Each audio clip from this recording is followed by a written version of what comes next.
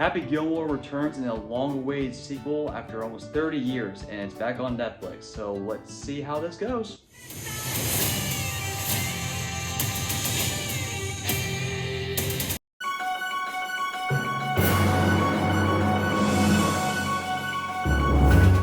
Hi, my name is Chandler, and welcome to another episode of the Cinema Corner. Today we'll be talking about Happy Gilmore 2, the sequel to the iconic comedy classic Happy Gilmore. And right off the bat, this one is a kind of a mixed bag to where I don't know if it really justifies its own existence, but it has moments and ideas that have heart. So let's talk about it.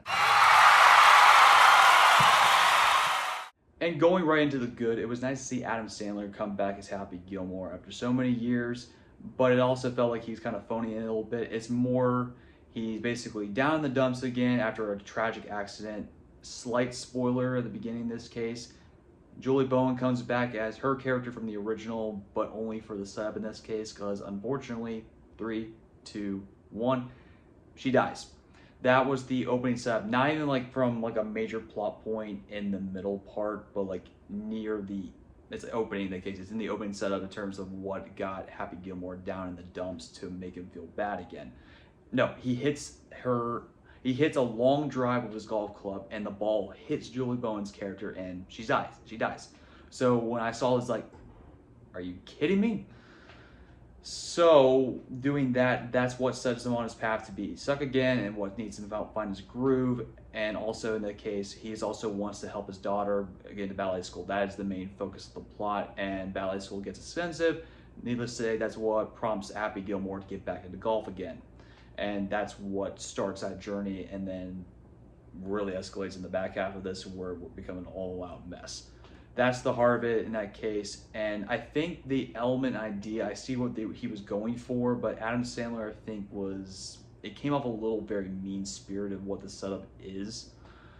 Whereas you killed off your wife, or you killed off Julie Bowen's character doing this, and it made you crash out hard. I didn't really care for like how he got really down to a low place.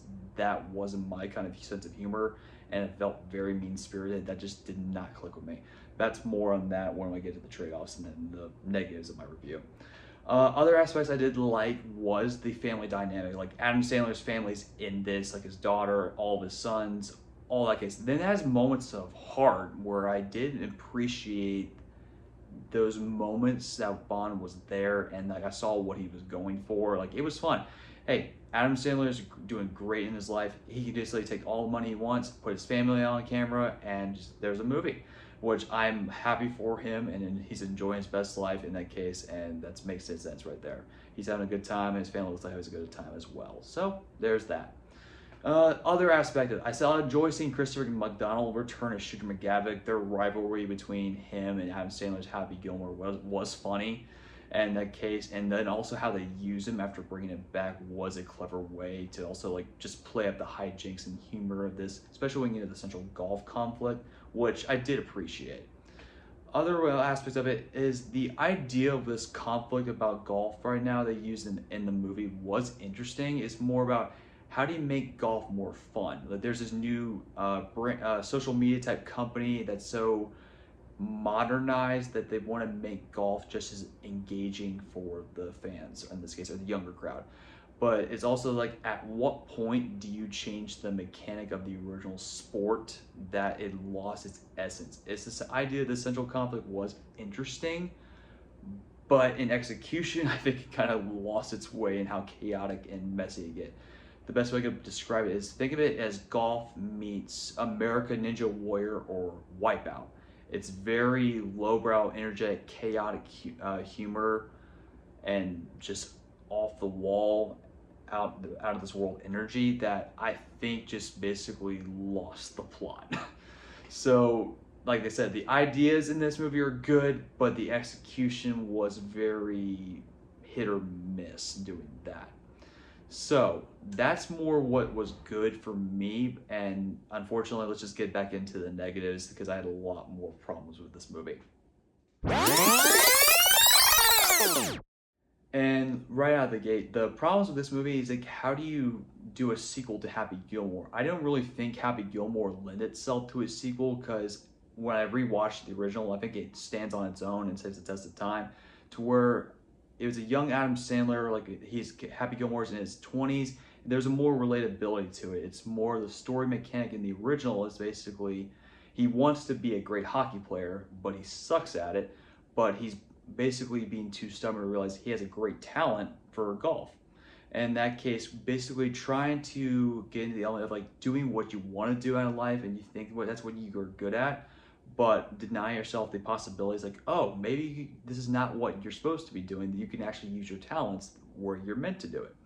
There was a good relatability to that and also like a very like charming way to do it. Like even the first movie had its lowbrow humor moments that didn't really work for me, but I think the back half is what I remember the first time watching the original growing up and the golf scenes. I think a lot more heart and what made it such a classic. And the sequel here, they try to do the exact same thing, but I don't think lands as much doing that. And more so, I think it just undoes a lot of things that made the original such a classic. In addition to that, I think it uses cameos too much as a crutch. Like it's fun to see iconic golfers on the big screen. I think I saw Will Zalatoris. I remember watching him play. He also went to my college, so it was nice to see his face on the big screen. Fun seeing a fellow Demon Deacon on the big screen. Other cameos were just entertaining, but also not much given to the plot. Like it's more like you're just like, oh, I know that person, I know that person, I know that person. After a while, it just got a little old. And then also it tries to basically tie back to the original by saying, oh, remember this person, remember that? And they'll flash back to tell you this. So it's not really a charming legacy sequel, which Hollywood tends to do nowadays.